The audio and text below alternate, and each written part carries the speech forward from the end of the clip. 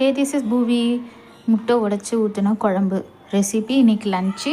So நான் அதை வீடியோவை எடுத்து உங்களுக்கு அப்படியே ரெசிபியோட இதை ப்ரொசீஜர் ஷேர் பண்ணிடுறேன். ஒரு அகலமான கனமான கடாயை எடுத்துக்கோங்க. 3 ஸ்பூன் ஆயில், 1 ஸ்பூன் அளவுக்கு கடுகு வெடிக்க விட்டு, 1 ஸ்பூன் ஜீரகம், 1/2 ஸ்பூன் வெந்தயம், 6-7 பல் பூண்டு, கருவேப்பிலை, ஒரு வெங்காயம் பொடியாக நறுக்கினது போட்டு நல்லா வதக்கிக்கோங்க.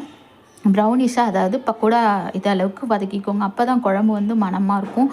அண்டு வடகம் போட்டு குழம்பு வச்சா எப்படி இருக்கும் அந்த மாதிரி இருக்கும். ஒரு தக்காளி அதையும் போட்டு நல்லா வதக்கிக்கோங்க. ரெண்டுமே நல்லா வதக்கினதுக்கப்புறம் புளிக்கரைசல் உங்கள் வீட்டில் எத்தனை பேர் இருக்காங்களோ அந்த அளவுக்கான புளிக்கரைசல் நீங்கள் வந்து கரைச்சி வச்சுக்கோங்க. நான் 2 பேர் அளவுக்கான புளிக்கரைசல் கரைச்சி வச்சுட்டேன்.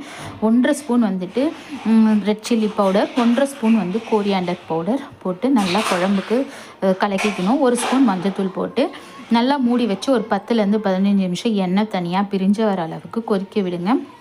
மீடியம் ஃப்ளேம்லேயே வச்சுக்கோங்க. மீன் குழம்புக்கு செய்கிற மாதிரி திக்காக இருக்கணும்.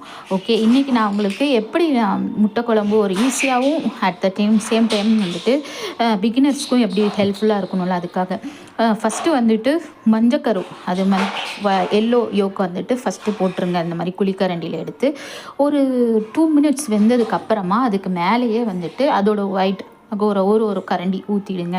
அப்போ தான் வந்துட்டு முட்டை குழம்பு வந்துட்டு எப்படின்னா மீன் குழம்பு அளவுக்கு, மீன் எஃபெக்ட் அளவுக்கு பெருசாக மீன் அளவுக்கு இருக்கும். ஸோ அது வந்து ஒரு பார்க்குறதுக்கு வந்து ஒரு நல்லா இருக்கும். அதுக்காக மீன் குழம்பு சாப்பிட்ட மாதிரி ஒரு எஃபெக்ட் அதுக்கு தான். ஸோ என்ன பண்ணிடணும், வெந்ததுக்கப்புறமா வந்துட்டு 2 பக்கமும் நல்லா பொறுமையாக திருப்பி போட்டிங்கன்னா உள்ளே அந்த காரம் மசாலா எல்லாம் இறங்கி, உப்பு காரம்லாம் இறங்கி நல்லா கரெக்டாக இருக்கும். குழம்பு கொதிக்கும் போது உப்பு பத்தலைன்னா கொஞ்சம் உப்பு கூட போட்டுக்கோங்க. ஓகே, கல் உப்பு போட்டுக்கோங்க.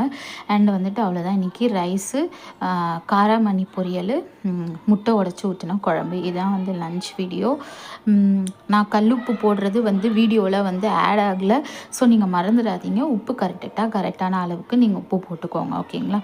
இது வந்து முட்டை வந்து வேக வச்சு கூட நீங்கள் வேக வச்ச முட்டை மாதிரி கூட நீங்கள் போட்டுக்கலாம், ஸ்லிட் பண்ணிவிட்டு. அவ்வளோதாங்க, முட்டை குழம்பு மணமாக இருக்கும். செஞ்சு பாருங்கள். பை.